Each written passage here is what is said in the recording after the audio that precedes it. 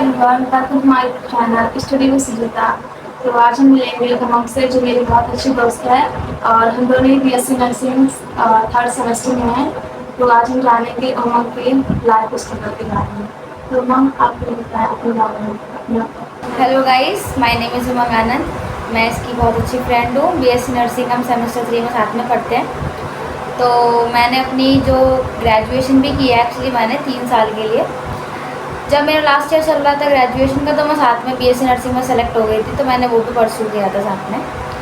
और मैंने अपनी first to 12th class ICSE board Fatima government senior secondary school Ghaziabad से की है। बताना चाहूँगी, हमारे कुछ दोस्त वगैरह होते हैं, बच्चे होते हैं, वो जानना चाहते हैं आप बीएससी नर्सिंग में क्यों आना चाहते थे, या फिर आप यहाँ पे आके आपको कैसा फील हो रहा है, ये अच्छा है कि नहीं है, अच्छा प्रोफेशन है। एक्चुअली बीएससी नर्सिंग मेरा आने का कभी मकसद नहीं था। मुझे अपनी 11th-12th में मैंने डिसाइडेड था कि मुझको मेडिकल में जाना है, मुझे एमबीबीएस ही करना था गाइस। बट हुआ क्या कि मेरी लाइफ सिचुएशन इतनी ज़्यादा स्ट्रगलफुल रही कि मैं मजबूरी में बीएससी नर्सिंग में आई एक्चुअली। बट मैं आपसे ये आपको मोटिवेट नहीं करूँगी इस चीज़ के लिए कि आप बीएससी नर्सिंग चूज़ ना करो। आप बीएससी नर्सिंग चूज़ कर सकते हो, it's a very good profession actually. आने के बाद पता चला। हाँ, यहाँ आने के मुझे बाद में पता चला कि बीएससी नर्सिंग इतना अच्छा स्ट्रीम है उन बच्चों के लिए जो भी लाइफ में मेडिकल में जाना चाहते हैं, एंड स्टिल पर कुछ रीज़न की वजह से वो नहीं जा पा रहे हैं। पर मेडिकल फील्ड बहुत अच्छी फील्ड है, बीएससी नर्सिंग आप चूज़ कर सकते हो।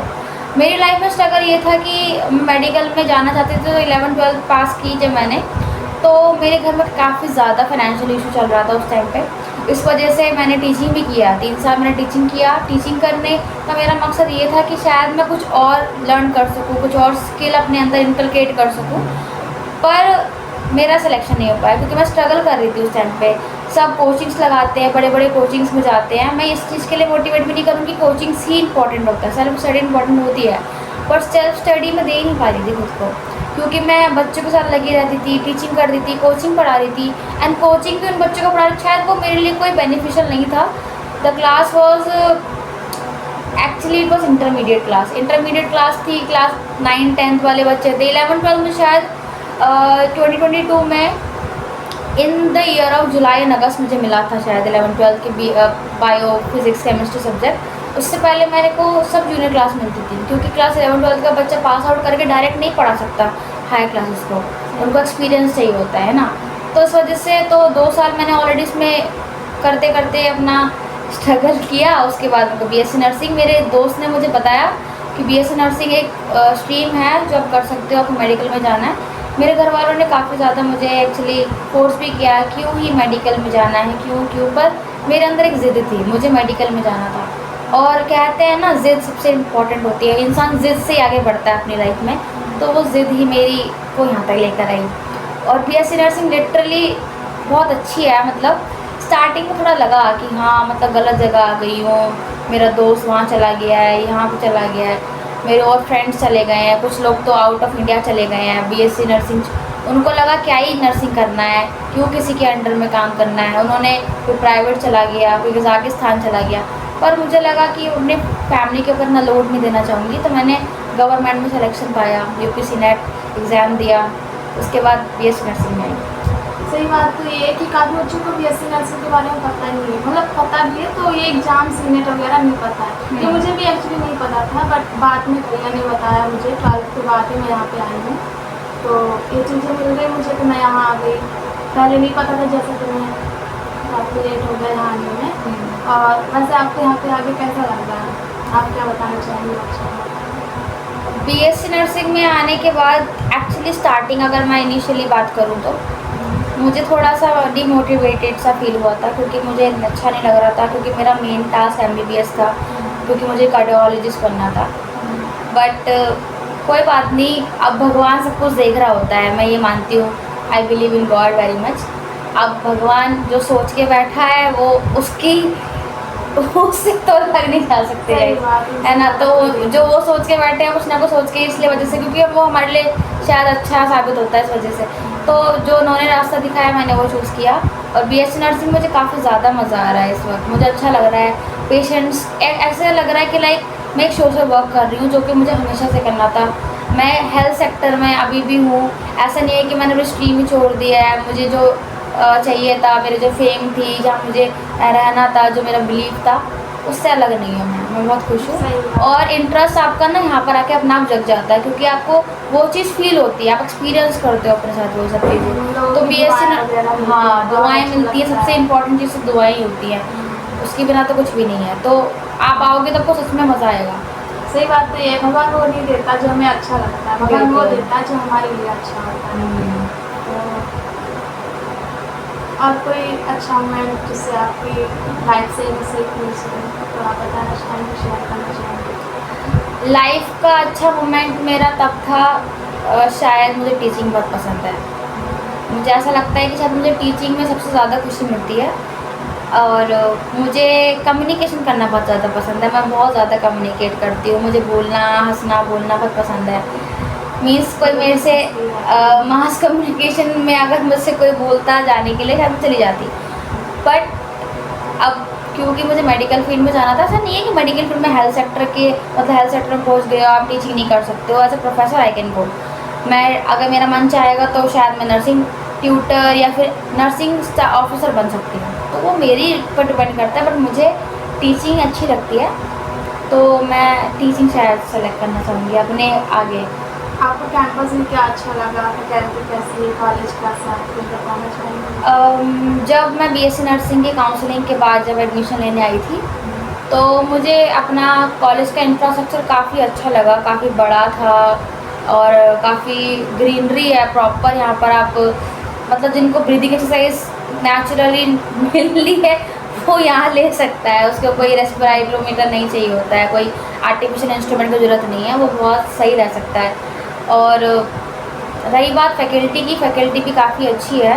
अब एज़ यू नो गवर्नमेंट तो गवर्नमेंट होता है, पर काफ़ी मोटिवेटिंग टीचर्स हैं हमारे, काफ़ी अच्छे टीचर्स हैं हमारे। हमारी वार्डन मैम बहुत अच्छी हैं, हर चीज़ समझती हैं, चीज़ों को समझती हैं और हमको अच्छा ही मतलब अच्छी चीज़, अब गलत चीज़ तो गलत को गलत ही बोलेंगे ऑब्वियसली, पर सही चीज़ को वो हमेशा सही बोलती हैं, हमको मोटिवेट करती हैं, अच्छी चीज़ सिखाती हैं।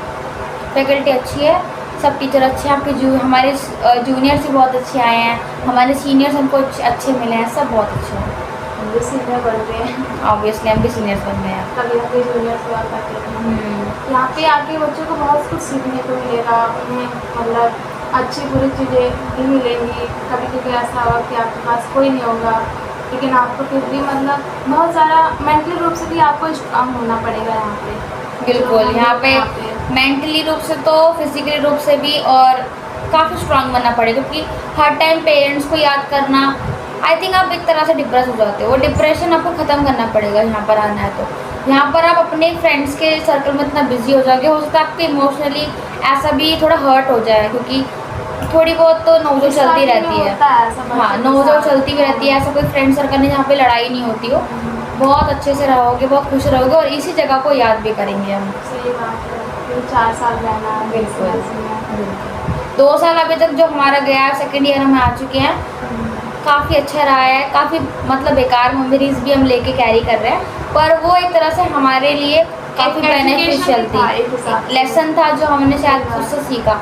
ऐसे आप भी सीखोगे, यहाँ पर आओगे, ऐसा मतलब नहीं है कि हॉस्टल लाइफ इतनी गंदी होती है, पेरेंट्स से दूर, ये वो, बहुत अच्छी लाइफ होती है, बहुत एंजॉयबल होती है, काफ़ी लर्निंग को मिलता है और कैसे रह सकता है इंसान। और मेडिकल फील्ड में मोस्ट प्रोबेबली जो यूनिवर्सिटी होती है बच्चों को दूर दूर भेजती है, रीज़न इज़ क्योंकि उन्हें सीखने को मिलता है कि कैसे हम सिचुएशन को हैंडल करेंगे। अगर पेरेंट्स हर टाइम पेरेंट्स काम नहीं आते हैं, कभी कभी खुद को भी अपने आप को इतना मेंटली स्ट्रॉन्ग करना पड़ता है, जो कि हम शायद दूर रह के ही हो सकते हैं, सेल्फ डिपेंडेंट। हाँ, सेल्फ डिपेंड हो सकते हैं, इस वजह से थोड़ा दूर हमको भेजा जाता है। कोई बात, हमारी कम्युनिटी ड्यूटी भी तो लगती है, हाँ, लोगों से हम मिलते हैं, उनका कम्युनिटी में हम जाएंगे, अभी तो हम गए नहीं हैं, बट आगे हम जाएंगे तो वहाँ पे हमें पूरा सोशल लोग कैसे रहते हैं, कैसे वो कैसे कैसे कम्युनिकेशन हमारे स्किल्स बढ़ेंगी, कैसे उनको समझाएंगे चीज़ों को हेल्थ के बारे में, वो सब कुछ हमको सीखने को मिलेगा।